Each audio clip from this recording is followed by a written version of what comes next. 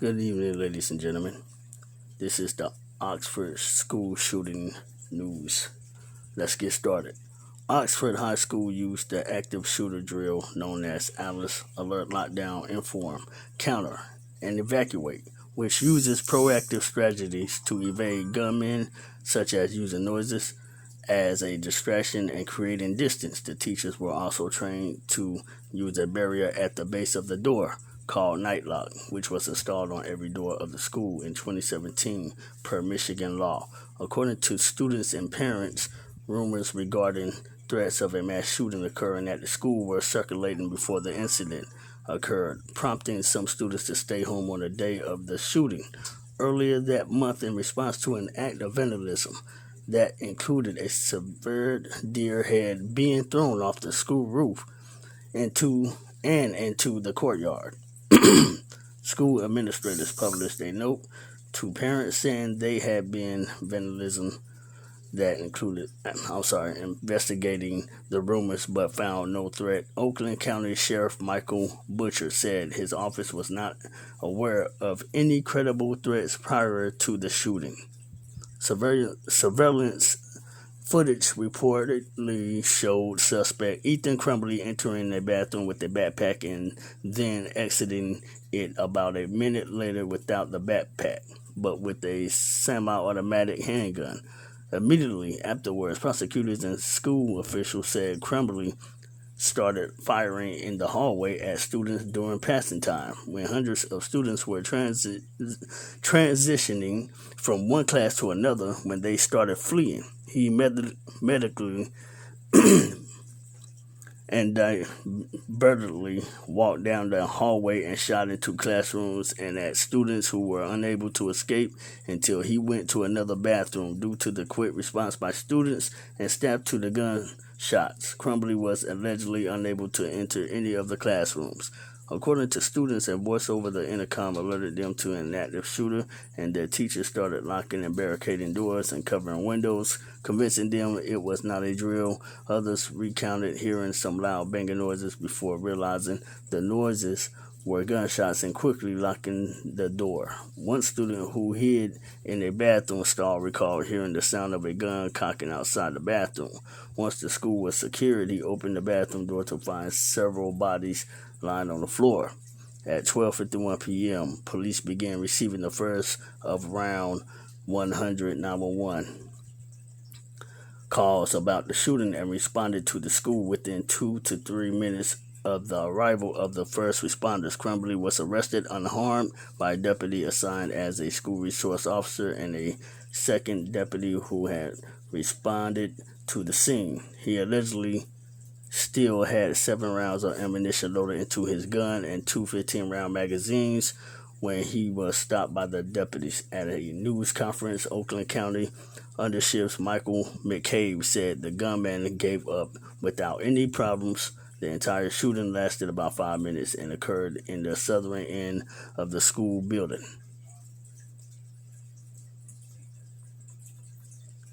3 students, Madison Baldwin, age 17, Tate Marie, age 16, and Hannah St. Juliana, age 14, were killed at the scene, and 8 other people were injured, including a teacher. On December 1st, a 4th student, 17-year-old Justin Schilling, died in the hospital from his injuries. This incident was the deadliest school shooting in the United States since the Santa Fe High School shooting in 2018. By the night of November 30th, 3 of the injured were in critical condition, with one of them on a ventilator. 1 was in serious condition, 3 were in stable condition, and the injured teacher was discharged after being treated for a gauge wound to the shoulder. By December 5th, one of the injured remained hospitalized in stable condition and is likely to remain in the hospital until late January 2022. The school was processed by authorities with video footage from security cameras in the school building being the investigators' primary focus. Officials told reporters the cameras showed some of the actual shooting and that Crumbley had a clear intent to kill other students, saying he fired through barricaded doors and aimed for the heads and chests of victims at close range. A search warrant was also executed at Crumbley's home, where a where a cell phone, a journal, several long guns, and other items were seized as part of the investigation around the shooting and Crumbley's prior social media posts. The cell phone contained two videos of Crumbley, both of which were filmed the night before the shooting, and in which he purportedly talked about shooting and killing students.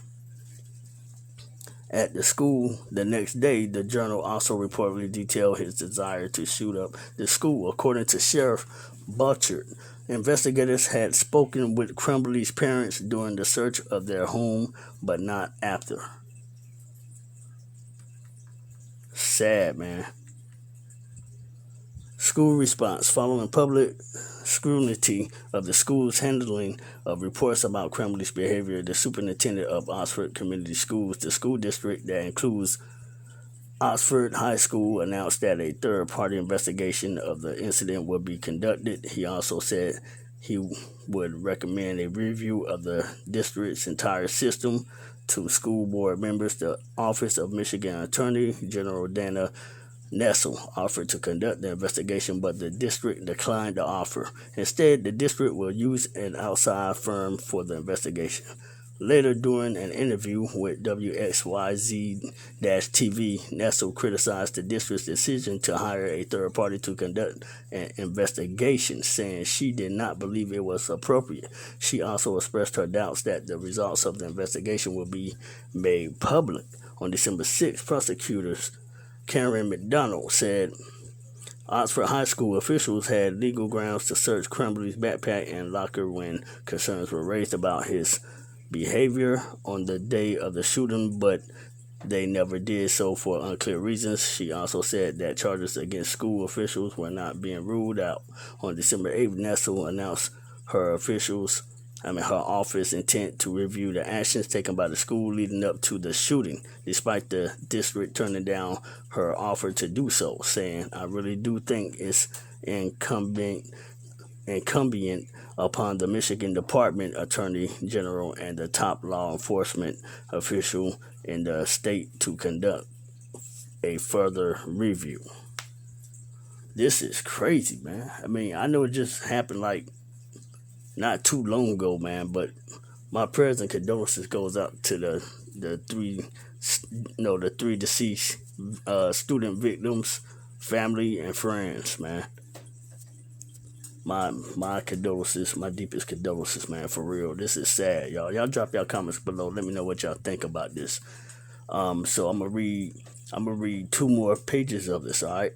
The alleged shooter was identified as 15-year-old sophomore student Ethan Crumbley. He was in class on the day of the shooting. Crumbley was placed under suicide watch after being taken to the county's juvenile detention facility. He has maintained his right to silence, and his family has hired an attorney.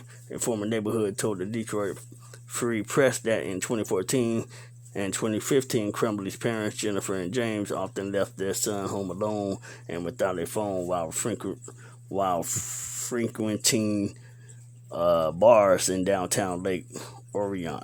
The neighborhood became so concerned that she filed an anonymous complaint via phone to the state's Child Protective Service agency, but she did not know if any action was taken. According to a court filing on December 23rd, Crumbley's only friend moved away at the end of October 2021, and the family dog died, causing him to become depressed to the point where he started sending his mother disturbing texts about his state of mind.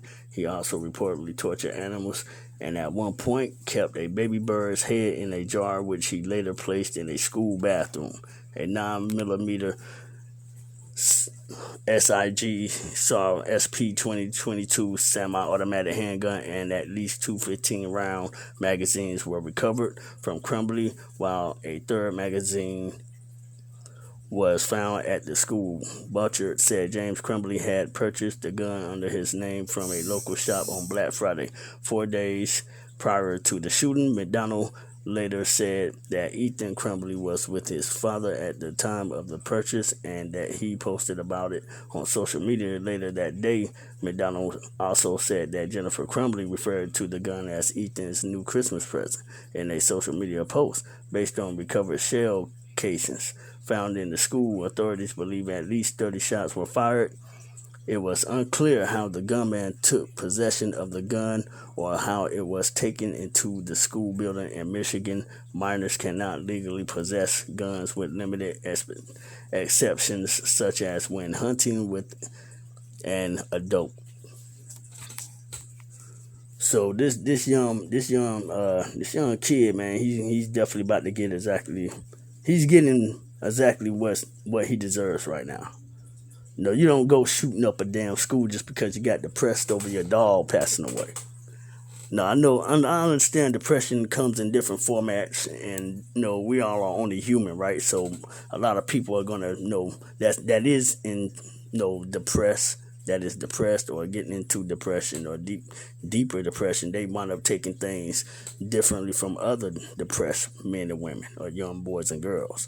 Behavior prior to the shooting. Police said there was no indication that Crumbley had faced any disciplinary issues prior to the shooting, but Crumbley was reported to have met with school officials the day prior to the shooting and again early on the day of the shooting to discuss his behavior. Prosecutor Karen McDonald later provided a timeline regarding the meetings. The first meeting occurred after a teacher spotted Crumbley using his phone to search for ammunition and reported him.